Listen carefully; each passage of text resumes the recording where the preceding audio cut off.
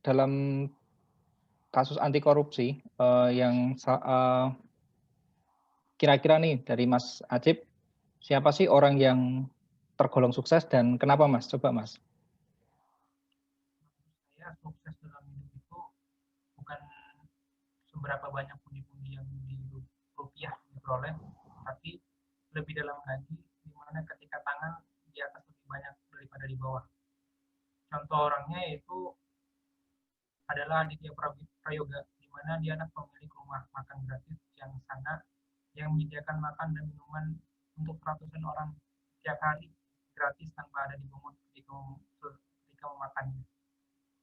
Alasannya karena kenapa saya memilih toko ini karena hakikatnya hidup adalah mencari sebanyak-banyaknya kebaikan. Jadi sebaik-baik manusia adalah yang paling bermanfaat bagi manusia. Jadi kuncinya adalah manusia memberikan dampak positif dan bermanfaat kepada orang lain. Hmm, berarti kalau menurut Mas Acip ini, dilihatnya adalah dari, tindakan yang sudah dilakukan ya Mas ya? Oke, tindakan bukan. Nggih, Terus ya. kalau menurut Mas Marcel gimana? Kalau saya sih ada contoh lain Mas, saya itu, tertarik dengan kehidupannya Bapak Bob Sadiono, yang merintis usaha dari bawah. Saya merasa bahwa kesuksesan beliau itu dimulai benar-benar dari di mana beliau itu pernah menjadi kayak tukang batu, menjadi sopir, akhirnya, sampai pernah, mungkin pada titik depresi gitu, terus kemudian ada tawaran dari teman bahwa gimana kalau disuruh memelihara ayam kayak gitu. Nah, akhirnya kan sekarang beliau, bisa menjadi orang yang mampu mempekerjakan orang lain gitu.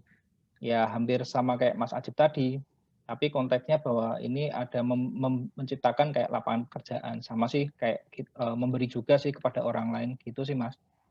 Mas Marcel itu berarti sukses itu berupa kerja keras, mulai dari Iya, nol dan akan bisa menolong banyak orang. betul. Jadi agak mirip-mirip ya, Mas, ya, cuma beda di konteks aja ya berarti. Cara pandangnya ada yang berbeda ya. Untuk pokok pembahasan selanjutnya ini adalah tentang integritas Mas Ajib. Kira-kira menurut Mas Ajib, ada nggak sih tokoh yang menurut Mas Ajib ini punya rasa integritas, terus kemudian kenapa Mas Ajib? Kembali untuk tokoh integritas itu yaitu Muhammad Hatta. Tapi sebelumnya itu kita ke pengertian integritas dulu, yaitu tindakan-tindakan yang konsisten, yang itu meliputi kejujuran, kalau menurut saya ada ketulusan dan komitmen untuk mencapai tujuan yang diinginkan. Tadi tokohnya itu Muhammad Hatta.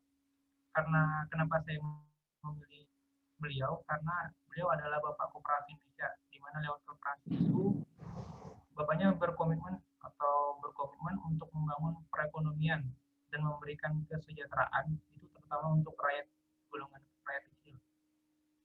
Untuk nilai-nilai yang diteladani yaitu adalah rasa jiwa solidaritasnya, di mana dia lebih mementingkan rakyat kecil untuk memperjuangkan hak-hak rakyat kecil, juga jiwa tanpa pamrih dan bertanggung jawabnya.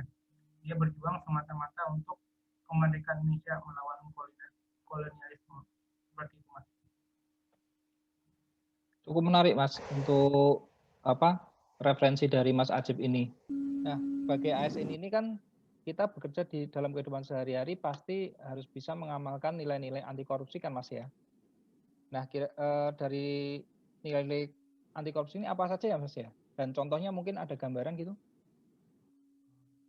Nilai-nilai anti korupsi itu ada 9, yaitu kejujuran, kedisiplinan, kepedulian, tanggung jawab, kerja keras, kesederhanaan, kemandirian, keberanian, dan keadilan.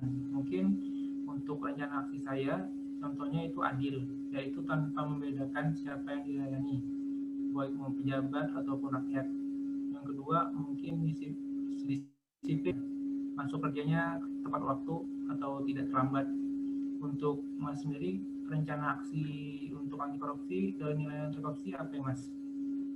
Kalau saya mungkin yang bisa saya terapkan adalah, kerja keras dan kemandirian, Mas. Ini agar kita terhindar dari tindak korupsi nepotistik gitu. Jadi, tidak terlalu dekat dengan seseorang gitu. Terus kemudian ada juga kita harus bertanggung jawab Mas dalam pekerjaan. Jadi kita bisa memberikan pelayanan secara prima, dengan sungguh-sungguh. Terus kemudian juga kita harus bisa berperilaku jujur.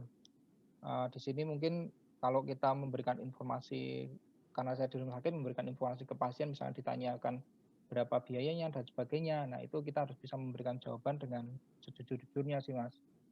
Nah, itu mungkin tadi sih gambaran contoh-contoh yang mungkin bisa kita lakukan, bisa kita terapkan dalam, kehidupan sehari-hari terutama di lingkungan pekerjaan kita ya, Mas, ya.